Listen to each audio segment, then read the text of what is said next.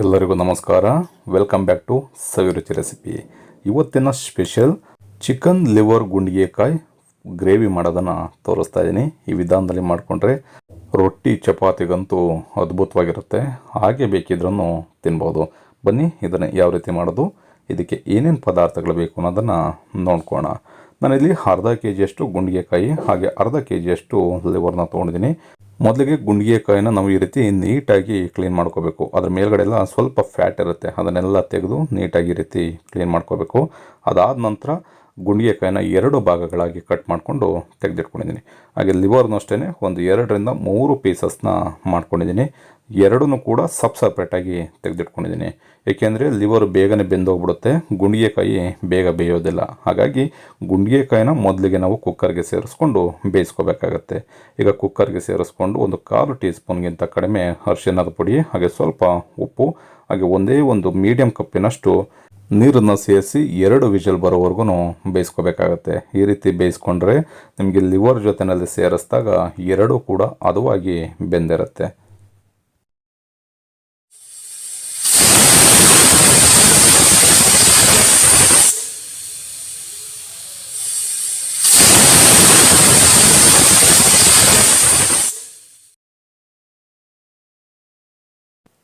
ಎರಡು ವಿಷಲ್ ಆಗಿದೆ. ಕುಕ್ಕರ್ ಕಂಪ್ಲೀಟಾಗಿ ತಣ್ಣಗಾದ ಮೇಲೆ ಓಪನ್ ಮಾಡಬೇಕಾಗತ್ತೆ. ನೋಡ್ಬೋದು ಎಷ್ಟು ಸಖತ್ತಾಗಿ ಗುಂಡಿಗೆಕಾಯಿ ಕೂಡ ಫ್ರೈ ಆಗಿದೆ ಅಂತ. ಇವಾಗ ಗ್ರೇವಿನ ರೆಡಿ ಮಾಡ್ಕೊಳ್ಳಿಕ್ಕೆ ಒಂದು ಕಡಾಯಿನ ಬಿಸಿ ಆಗಲಿಕ್ಕೆ ಇಟ್ಕೊಂಡು ಇದಕ್ಕೆ 2 ರಿಂದ 3 ಟೇಬಲ್ ಸ್ಪೂನಷ್ಟು ಎಣ್ಣೆನ ಸೇರಿಸ್ಕೊಳ್ಳೋಣ. ಎಣ್ಣೆ ಚೆನ್ನಾಗಿ ಬಿಸಿ ಆದಮೇಲೆ 2 ಈರುಳ್ಳಿನ ಸಣ್ಣದಾಗಿ ಕಟ್ ಮಾಡಿ ಸೇರಿಸ್ಕೊಳ್ತಾ ಇದ್ದೀನಿ.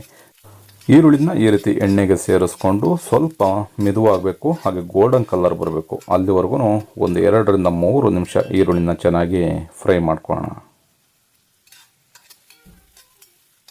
ಈ ರೀತಿ ಈರುಳ್ಳಿನ ನೀವು ಎಣ್ಣೆ ಜೊತೆಯಲ್ಲಿ ಎಷ್ಟು ಚೆನ್ನಾಗಿ ಫ್ರೈ ಮಾಡ್ತೀರಾ, ಈರುಳ್ಳಿ ಹೀರ್ಕೊಂಡಂಥ ಎಣ್ಣೆನೆಲ್ಲ ಕಂಪ್ಲೀಟಾಗಿ ಬಿಡುತ್ತೆ.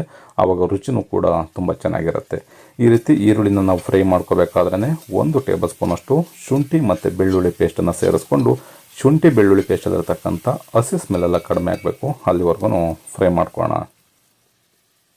ಈ ರೀತಿ ಈರುಳ್ಳಿ ಶುಂಠಿ ಬೆಳ್ಳುಳ್ಳಿ ಪೇಸ್ಟೆಲ್ಲ ಚೆನ್ನಾಗಿ ಫ್ರೈ ಆದಮೇಲೆ ಈಗ ಬೇಯಿಸಿ ಇಟ್ಕೊಂಡಿರ್ತಕ್ಕಂಥ ಗುಂಡಿಗೆಕಾಯಿ ಹಾಗೆ ಲಿವರ್ನ ಸೇರಿಸ್ಕೊಳ್ತಾ ಇದ್ದೀನಿ. ಈ ರೀತಿ ಸೇರಿಸ್ಕೊಂಡು ಚೆನ್ನಾಗಿ ಈ ಒಗ್ಗರಣೆ ಜೊತೆಯಲ್ಲಿ ಬೆರಿಬೇಕು. ಆ ರೀತಿ ಮಿಕ್ಸ್ ಮಾಡಿಕೊಂಡು ಲಿವರು ಕೂಡ ಚೆನ್ನಾಗಿ ಫ್ರೈ ಆಗಬೇಕು. ಹಾಗಾಗಿ ಒಂದು 4 ರಿಂದ 5 ನಿಮಿಷಗಳ ಕಾಲ ಒಂದು ಲೆಡ್ಡು ಅಥವಾ ಪ್ಲೇಟನ್ನು ಕ್ಲೋಸ್ ಮಾಡಿ ಬೇಯಿಸ್ಕೊಳ್ಳೋಣ.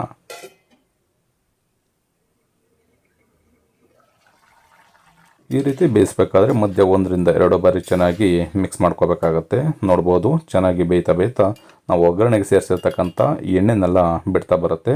ಆವಾಗ ಇದಕ್ಕೆ 1 ಮೀಡಿಯಮ್ ಸೈಜ್ ಟೊಮೊಟೊನ ಕಟ್ ಮಾಡಿ ಸೇರಿಸ್ಕೊಳ್ತಾ ಇದ್ದೀನಿ. ಹಾಗೆ ಆಲ್ರೆಡಿ ನಾನು ಗುಂಡಿಗೆಕಾಯಿನ ಬೇಯಿಸಬೇಕಾದ್ರೆ ಉಪ್ಪನ್ನು ಸೇರಿಸ್ಕೊಂಡಿದ್ದೆ. ರುಚಿಗೆ ಎಷ್ಟು ಬೇಕೋ ಅಷ್ಟು ನೋಡಿಕೊಂಡು ನೀವು ಮತ್ತೆ ಉಪ್ಪನ್ನು ಸೇರಿಸ್ಕೋಬೇಕಾಗತ್ತೆ. ಈ ರೀತಿ ಉಪ್ಪನ್ನು ಸೇರಿಸ್ಕೊಂಡು ಹಾಗೆ ಟೊಮೊಟೊನ ಕೂಡ ಸೇರಿಸ್ಕೊಂಡು ಒಂದು 4 ರಿಂದ 5 ನಿಮಿಷ ಚೆನ್ನಾಗಿ ಫ್ರೈ ಮಾಡ್ಕೊಳ್ಳೋಣ.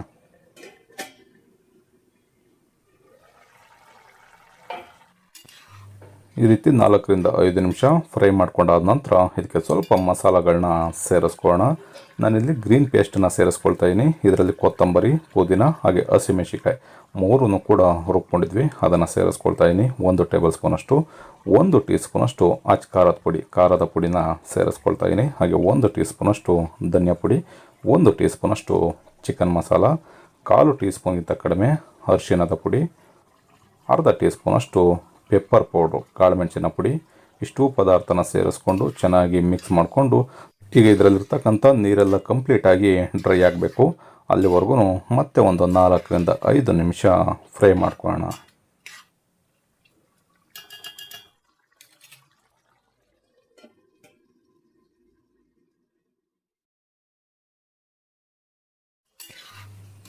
ರಿಂದ 5 ನಿಮಿಷ ಮಧ್ಯ 1 ರಿಂದ 2 ಬಾರಿ ಚೆನ್ನಾಗಿ ಮಿಕ್ಸ್ ಮಾಡಿಕೊಂಡು ಬೇಯಿಸ್ಕೊಂಡಿದ್ದೀನಿ. ನೋಡ್ಬೋದು ಅದರಲ್ಲಿರ್ತಕ್ಕಂಥ ನೀರಿನ ಅಂಶ ಎಲ್ಲ ಡ್ರೈ ಆಗಿ ಗ್ರೇವಿ ರೆಡಿಯಾಗಿದೆ. ಈ ಅದಕ್ಕೆ ಬಂದಾಗ ಸ್ವಲ್ಪ ಕರಿಬೇವಿನ ಸೊಪ್ಪು ಹಾಗೆ ಸ್ವಲ್ಪ ಕೊತ್ತಂಬರಿ ಸೊಪ್ಪನ್ನು ಸೇರಿಸ್ಕೊಂಡು ಚೆನ್ನಾಗಿ ಮಿಕ್ಸ್ ಮಾಡಿಕೊಂಡ್ರೆ ಬಹಳ ರುಚಿಯಾಗಿರತಕ್ಕಂಥ ಲಿವರ್ ಗುಂಡಿಗೆಕಾಯಿ ಗ್ರೇವಿ ರೆಡಿ ಆಗುತ್ತೆ. ಕೊನೆಯಲ್ಲಿ ಸ್ಟವನ್ನು ಕಂಪ್ಲೀಟಾಗಿ ಆಫ್ ಮಾಡಿಕೊಂಡು ಒಂದು ಅರ್ಧ ನಿಂಬೆಹಣ್ಣಿನ ರಸನ ಇದಕ್ಕೆ ಸೇರಿಸ್ಕೊಂಡು ಮಿಕ್ಸ್ ಮಾಡಿಕೊಂಡ್ರೆ ತಿನ್ನೋದಕ್ಕಂತೂ ಬಹಳ ಅದ್ಭುತವಾಗಿರುತ್ತೆ. ನೋಡಿದ್ರಲ್ಲ, ತುಂಬ ಸುಲಭವಾಗಿ ಲಿವರ್ ಗುಂಡಿಗೆಕಾಯಿ ಗ್ರೇವಿ ಮಾಡೋದನ್ನು ತೋರಿಸಿದ್ದೀನಿ. ಈ ರೆಸಿಪಿ ನಿಮಗೆ ಇಷ್ಟ ಆಯಿತು ಅಂತ ಅಂದ್ಕೊಳ್ತೀನಿ. ಇಷ್ಟ ಆಗಿದ್ದರೆ ಆದಷ್ಟು ಜನಕ್ಕೆ ಶೇರ್ ಮಾಡಿ. ಇನ್ನೂ ನಮ್ಮ ಚಾನಲ್ನ ಸಬ್ಸ್ಕ್ರೈಬ್ ಮಾಡ್ಕೊಂಡಿಲ್ಲ ಅಂದರೆ ಸಬ್ಸ್ಕ್ರೈಬ್ ಮಾಡ್ಕೊಳ್ಳಿ. ಫೇಸ್ಬುಕ್ಕಲ್ಲಿ ನೋಡ್ತಾ ಇರ್ತಕ್ಕಂಥವ್ರು ನಮ್ಮ ಸವಿರುಚಿ ರೆಸಿಪಿ ಫೇಸ್ಬುಕ್ ಪೇಜ್ ಇದೆ, ಅದನ್ನು ಕೂಡ ಫಾಲೋ ಮಾಡಿ. ನೀವು ಕೂಡ ಮರಿದೇನೆ ಈ ರೆಸಿಪಿನ ಮನೆಯಲ್ಲಿ ಒಂದು ಸಲ ಟ್ರೈ ಮಾಡಿ ಹೇಗಿತ್ತು ಅನ್ನೋದನ್ನು ಕಮೆಂಟ್ ಮಾಡಿ ತಿಳಿಸಿ. Thank you.